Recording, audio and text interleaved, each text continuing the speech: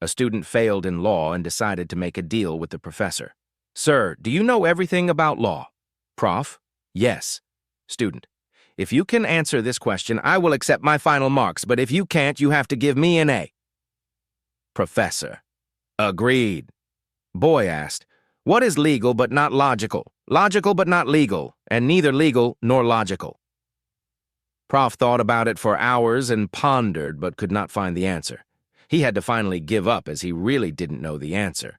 He gave the boy his A.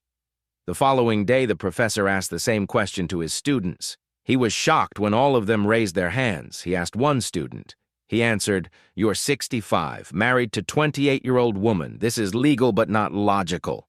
Your wife is having an affair with a 23-year-old boy. This is logical but not legal. Your wife's boyfriend has failed in his exam and yet you have given him an A. This is neither logical nor legal." The professor collapsed. Two policemen make their rounds at 2:30 a.m. in front of the bars and see a guy staggering towards his vehicle who drops his keys 3 times. They hide in the back of the parking lot and observe the scene. 4 of the guy's friends walk up to him and yell, "Hey, Rick, come with us. We'll take you back home. You're clearly in no condition to drive."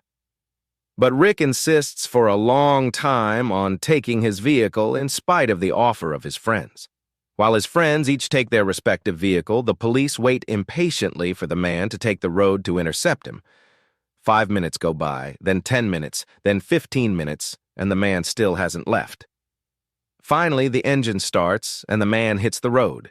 He is not 100 feet away when the police intercept him and make him blow into the balloon. Result, 0.0 blood alcohol level. The police are stunned, change the batteries of their breathalyzer, and start the test again. Still 0. One of the police then asks the man to explain how the heck this is possible. The man replied, "Well, tonight it was my turn. Your turn. What do you mean by that?" The policeman asked the man, "My turn to pretend to be drunk so that my friends can leave from your clutches, free with their cars." An old man joker boarded a bus with a beautiful girl sitting close to him. A young man wanted to light a cigarette in the bus. Joker: "What is wrong with you, young man? Why would you light a cigarette in this bus? Do you want to kill this beautiful girl here?" Young man: "Sorry, sir." He puts off the light.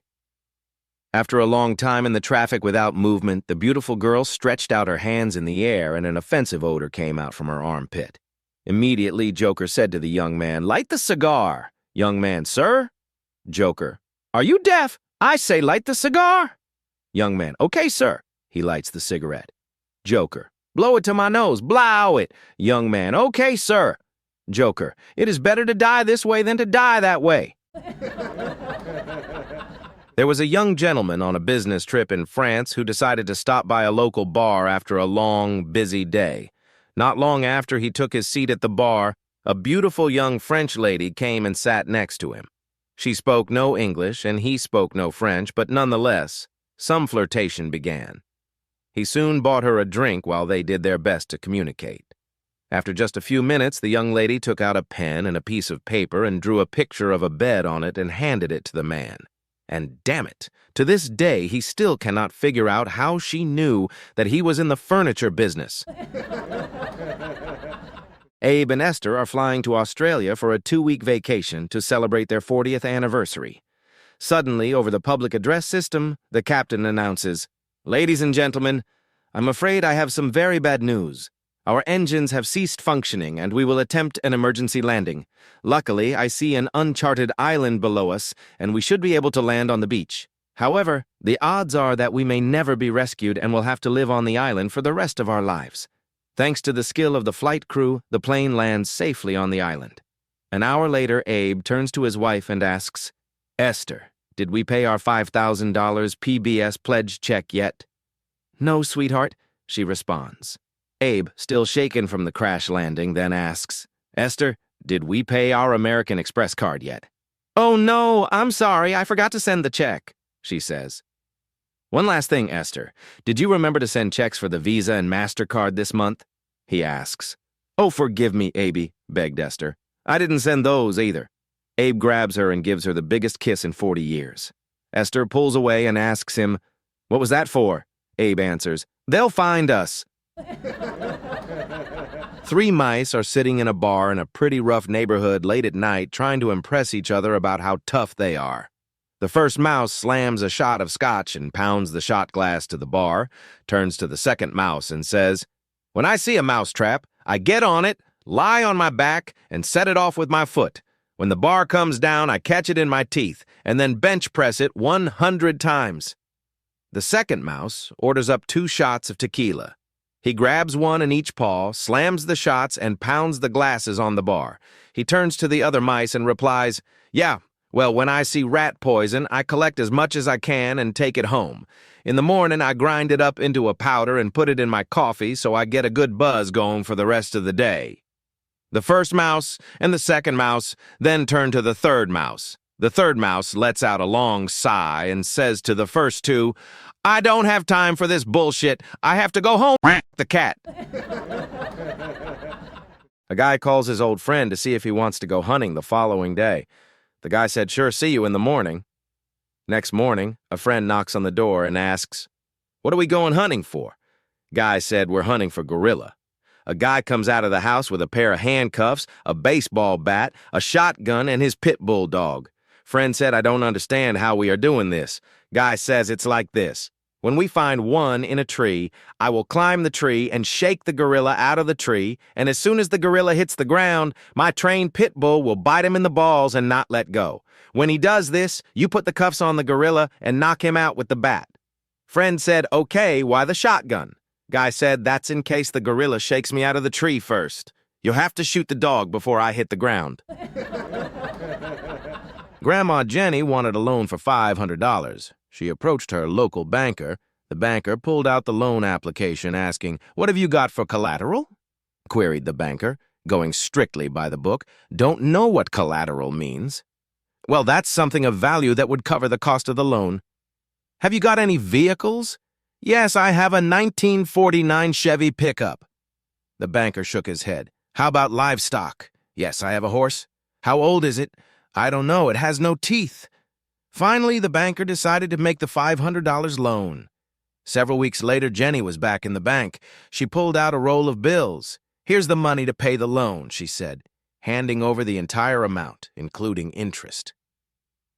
What are you going to do with the rest of that money? Put it in my pocket. Why don't you deposit it in my bank? He asked. I don't know what deposit means. Well, you put the money in our bank and we take care of it for you. When you want to use it, you can withdraw it. Grandma Jenny leaned across the desk, looking suspiciously at the banker, and asked, what have you got for collateral? A wife sends a message to her husband. Wife, honey, please don't forget to buy bread when you're coming home from work, and lest I forget, your girlfriend Elizabeth is also here and says hello to you. Husband, who is Elizabeth?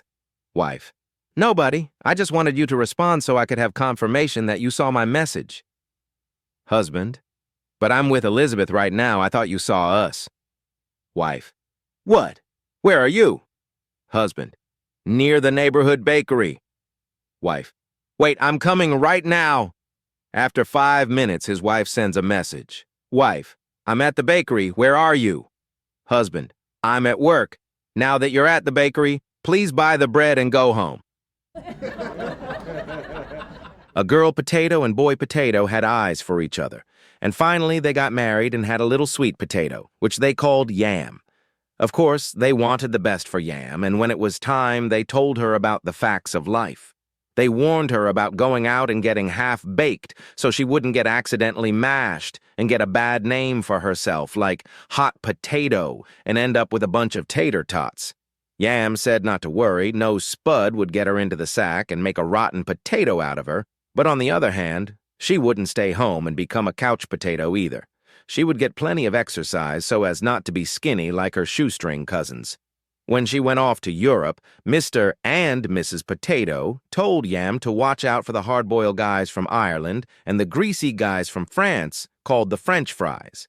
Yam said she would stay on the straight and narrow and wouldn't associate with those high-class Yukon Golds or the ones from the other side of the tracks who advertise their trade on all the trucks that say Frito-Lay. Mr. and Mrs. Potato sent Yam to Idaho PU, that's Potato University, so that when she graduated, she'd really be in the chips. But in spite of all they did for her, one day Yam came home and announced she was going to marry Bob. Tom Brokaw, Mr. and Mrs. Potato were very upset. They told Yam she couldn't possibly marry Bob because he's just, "Are you ready for this? Are you sure? Okay, here it is." A commentator. A school teacher asked her students to make a sentence containing the expression, "I presume." One little girl held up her hand and said, "Yesterday, my mother hand-washed the dinner dishes, and I presumed that the dishwasher was broken." "Very good," said the teacher. Another one said, "This morning, my father drove the Volkswagen out of the garage. I presumed that the BMW wouldn't start." "That's excellent," says the teacher. Little Johnny at the back of the classroom gets up and says, "Yesterday I saw Grandpa leave the house with a newspaper under his arm and head for the bush. I presume that—" The teacher interrupted him and said, "I stopped you because you have no idea what your grandfather was going to do, so you can't presume anything." Johnny says, "Please, teacher, let me finish my sentence." The teacher says, "Very well, continue." "As I was saying, I saw my grandpa heading for the bush with a newspaper under his arm. I presume he was going for a because he can't read." A teenage boy was delivering papers to an apartment house. While there, a stunning young woman came out of the apartment next to the mailboxes wearing only a robe. The boy smiled at the young woman, and she started up a conversation with him. As they talked, her robe slipped open, and it was obvious that she had nothing else on. The poor kid broke into a sweat trying to maintain eye contact. After a few minutes of flirting, she placed her hand on his arm and said, "Let's go to my apartment. I hear someone coming." He followed her into her apartment. She closed the door and leaned against it, allowing her robe to fall off completely. Now nude, she purred at him. "What would you say is my best feature?" Flustered and embarrassed, he finally squeaked, "It has to be your ears." Astounded and a little hurt, she asked, "My ears? Look at these breasts. They are a full 38 inches and 100% natural. I work out every day and my is firm and solid. I have a 28-inch waist. Look at my skin, not a blemish anywhere. How can you think that the best part of my body is my ears?" Clearing his throat, he stammered, "Outside, when you said you heard someone coming, that was me." A DEA officer stopped at our farm yesterday. He said, "I need to inspect your farm for illegal drug growing." I said, "Okay, but don't go in that field over there." The DEA officer verbally exploded, saying, "Mister, I have the authority of the federal government with me." Reaching into his rear pants pocket, the arrogant officer removed his badge and shoved it in my face. "See this badge? This badge means I'm allowed to go wherever I wish, on any land, no questions asked or answers given. Have I made myself clear, or do you understand?" I nodded politely, apologized, and went about my chores. A short time later, I heard loud screams, looked up, and saw the DEA officer running for his life being chased by my big old mean bull. With every step, the bull was gaining ground on the officer, and it seemed likely that he'd sure enough get gored before he reached safety. The officer was clearly terrified. I threw down my tools, ran to the fence, and yelled at the top of my lungs, "Your badge! Show him your badge!" A woman accompanied her husband to the doctor's office. After his checkup, the doctor called the wife into his office alone. He said, "Your husband is suffering from a very severe stress disorder. If you don't follow my instructions carefully, your husband will surely die. Each morning, fix him a healthy breakfast. Be pleasant at all times. For lunch, make him a nutritious meal. For dinner, prepare an especially nice meal for him.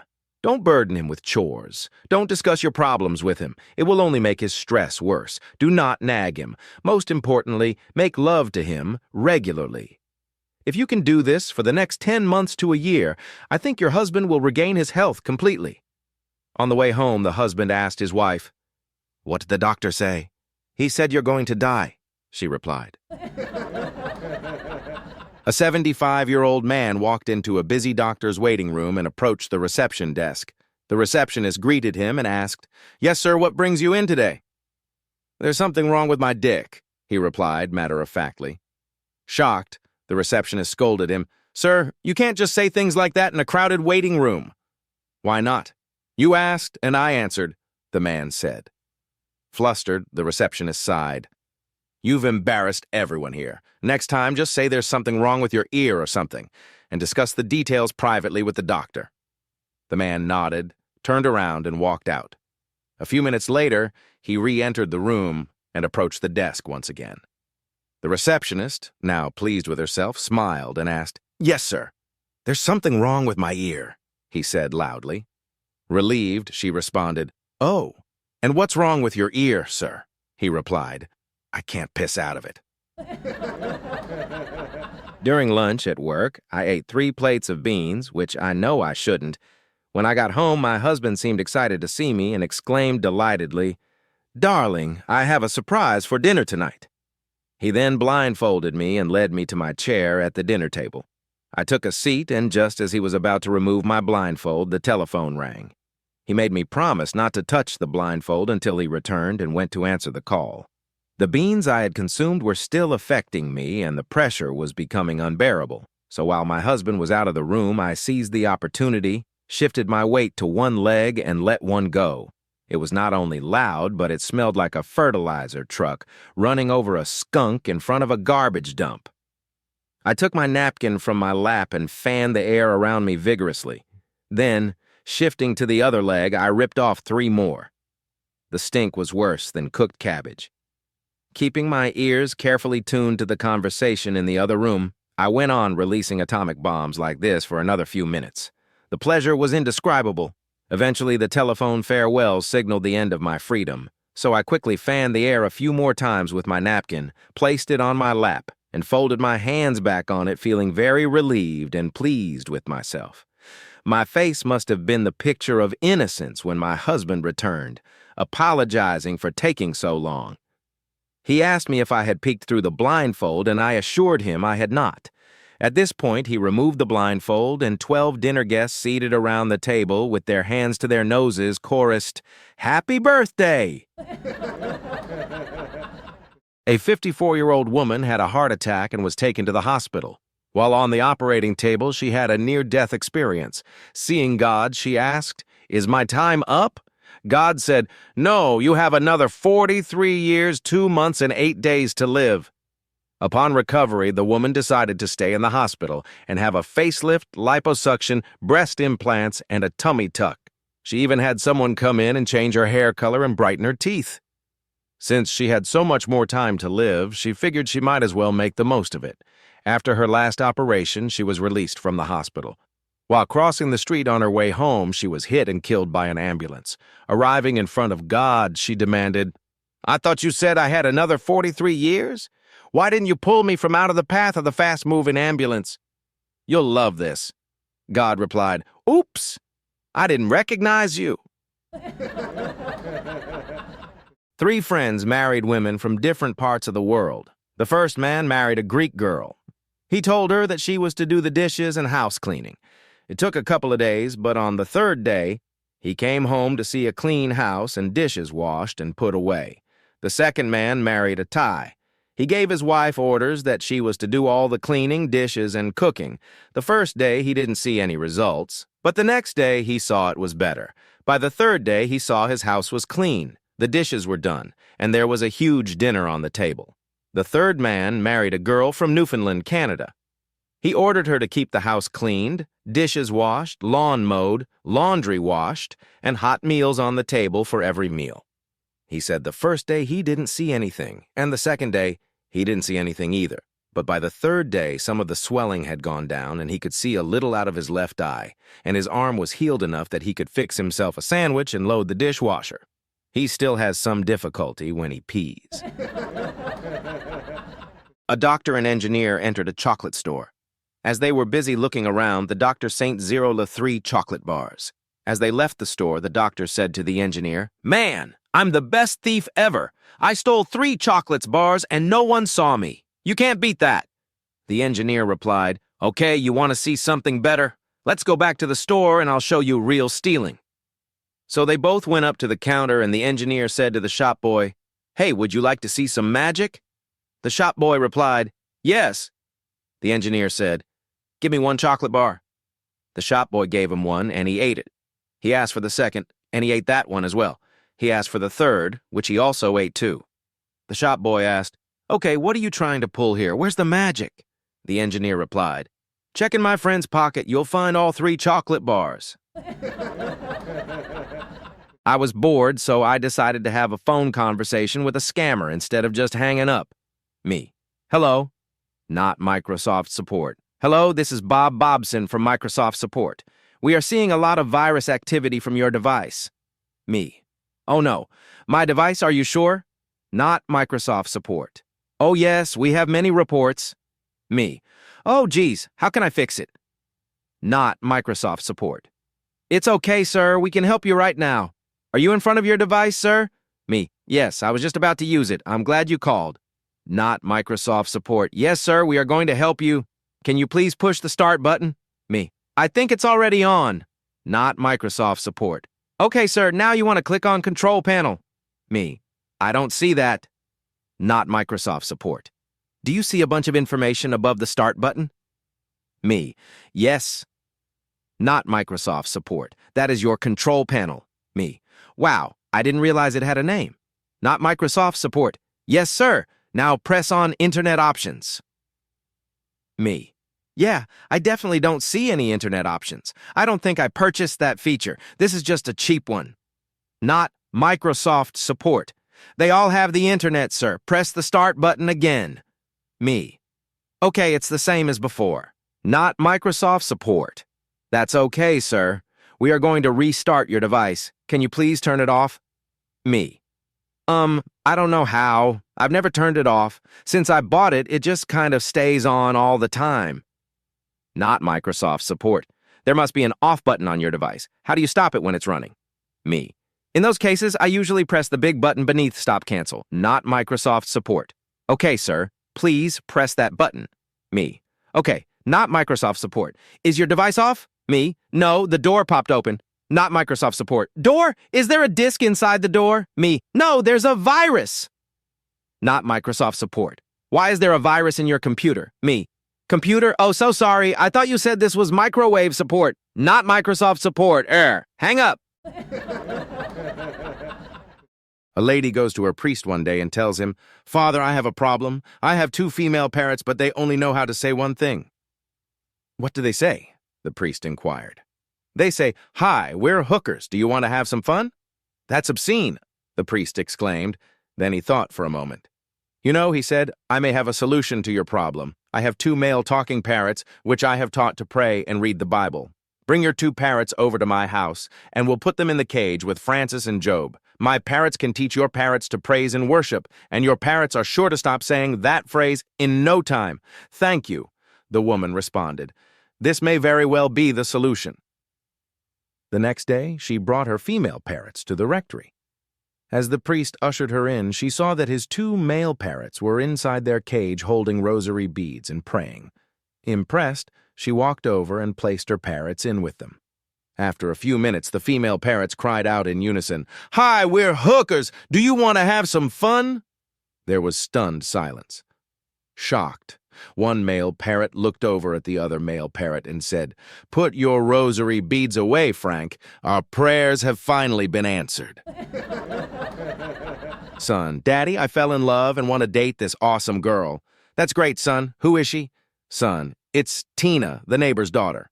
Father: "Oh, I wish you hadn't said that. I have to tell you something, son. But you must promise not to tell your mother. Tina is actually your sister." The boy is naturally bummed out, but a couple of months later, son: "Daddy, I fell in love again, and she is even hotter." Father: "That's great, son. Who is she?" Son: "It's Penny, the other neighbor's daughter." Father: "Oh, I wish you hadn't said that. Penny is also your sister." This went on a couple of times, and the son was so mad he went straight to his mother crying. Son: "Mom, I am so mad at Dad. I fell in love with 6 girls, but I can't date any of them because Daddy is their father." The mother hugs him affectionately and says, "My love, you can date whoever you want. Don't listen to him. He is not your father." A down-and-out guy looking for work applied at a zoo. The zoo didn't have any openings, but the keeper offered the guy an unusual position. It seems that the zoo's star gorilla had died suddenly, and since it was the main attraction, the zoo didn't want to release the information until a new gorilla had been procured. So the zoo offered the guy a temporary job as a gorilla, in a costume, of course, just until they could get a replacement animal. The man spent a full day getting used to his costume and learning how to act and how to move like a gorilla. The most important thing, his trainer said, is that you must never, ever break character. Nobody can ever know that you aren't the real gorilla. In the enclosure, the guy was fantastic. He mimicked the gorilla so well that nobody suspected a thing. One day, he swung a little too high and went over the wall, landing in the lion's enclosure.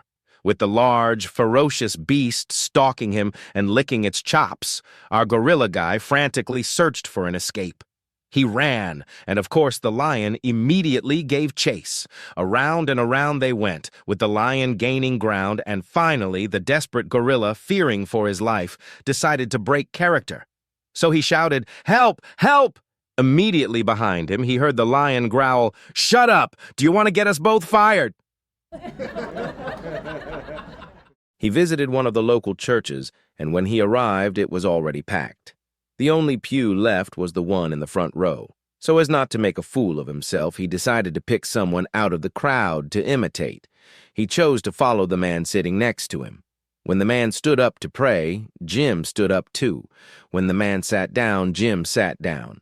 During the preaching, Jim didn't understand a thing. He just sat there and tried to look just like the man next to him. Then Jim perceived that the preacher was giving announcements. People clapped, so he looked to see if the man was clapping. He was, and so Jim clapped too. Then the preacher said some words that he didn't understand, and he saw the man next to him stand up. So he stood up too. Suddenly, a hush fell over the entire congregation. A few people gasped. Jim looked around and saw that nobody else was standing. So he sat down. After the service ended, the preacher stood at the door shaking the hands of those who were leaving. When Jim stretched out his hand to greet the preacher said in English, "I take it you don't speak French." Jim replied, "No, I don't. Is it that obvious?" "Well, yes," said the preacher. "I announced that the Acosta family had a newborn baby boy, and would the proud father please stand up?" There was once a hat seller who passed by a forest on his way back from the market. The weather was very hot, and so he decided to take a nap under one of the trees, so he left his whole basket of hats by the side. A few hours later, he was woken up by some sounds. The next thing he realized was that all his hats were gone. He heard some monkeys on the tree, and so he looked up. To his surprise, the tree was full of monkeys, and they had taken all his hats. The hat seller sits down and thinks of how he can get the hats down. He thinks and starts scratching his head. The next moment, he realized that the monkeys were doing the same action. Next, he took down his own hat and saw the monkeys do exactly the same. An idea came to him. He took his hat and threw it on the floor, and the monkeys did that too, so he finally managed to get all his hats back. 50 years later, his grandson, Jack, also became a hat seller and had heard this monkey story from his grandfather. One day, just like his grandfather, he passed by the same forest. It was very hot, and he took a nap under the same tree and left the hats on the floor. He woke up and realized that all his hats were gone. He looked up and realized that the monkeys had taken all the hats. He remembered his grandfather's words, started scratching his head, and the monkeys followed. He took down his hat and fanned himself, and again the monkeys followed. Now, very convinced of his grandfather's idea, Jack threw his hat on the floor, but to his surprise, the monkeys still held on to all the hats. Then one monkey climbed down the tree, grabbed the hat on the floor, gave him a slap, and said, "You think only you have a grandfather?" After nearly 50 years of marriage, a couple was lying in bed one evening when the wife felt her husband begin to massage her in ways he hadn't in quite some time. It almost tickled as his fingers started at her neck and then began moving down past the small of her back. He then caressed her shoulders and neck, slowly working his hand down, stopping just over her stomach. He then proceeded to place his hand on her left inner arm, working down her side, passing gently over her buttock and down her leg to her calf. Then he proceeded up her thigh, stopping just at the uppermost portion of her leg. He continued in the same manner on her right side, then suddenly stopped, rolled over, and became silent. As she had become quite aroused by this caressing, she proceeded to ask in a loving voice, "Honey, that was wonderful. Why did you stop?" He responded, "I found the remote."